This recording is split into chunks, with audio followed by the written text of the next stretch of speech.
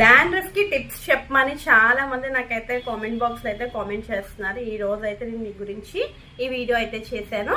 వీడియోని ఎండింగ్ వరకు చూసేసండి. ఏదైనా హోమ్ రెమెడీ చేయొచ్చు, కానీ మీరు ఏదైనా హోమ్ రెమెడీ చేసే ముందు ఫస్ట్ మీ స్కాల్ప్ ని నీట్ గా చేసుకోవాలి.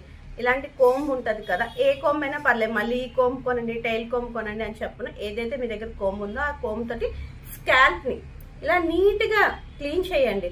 మరి బ్లడ్ వచ్చేటట్టు నొప్పి వచ్చేటట్టు కాదు, మీకు ఓకే అనుకున్నంత వరకు క్లీన్ చేసేసి అప్పుడు మీరు ఏదైనా గోరువెచ్చటి ఆయిల్ లైక్ కోకోనట్ ఆయిల్ అయినా పర్వాలేదు, గోరువెచ్చగా చేసుకున్నాక కాటన్ బాల్తో ఇలా అప్లై చేయండి.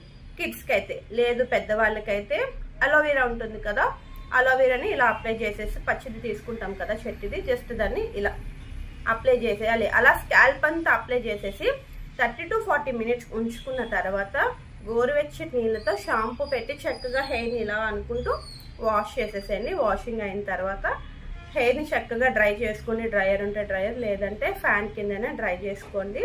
ఇలా మీరు వీక్లీ వన్స్ చేసుకుంటే నెమ్మదిగా డాండ్రఫ్ అనేది కంట్రోల్ అవుతుంది. సో డాండ్రఫ్ రాకుండా ఉండాలంటే స్వెట్కి వెళ్తూ ఉంటారు కదా, లైక్ పొల్యూషన్, బయట తిరిగే వాళ్ళు, లేదు ఎక్కువగా స్వెట్ వస్తుంది అనుకునే వాళ్ళు వారానికి 3 సార్లు హెడ్ బాత్ చేయండి.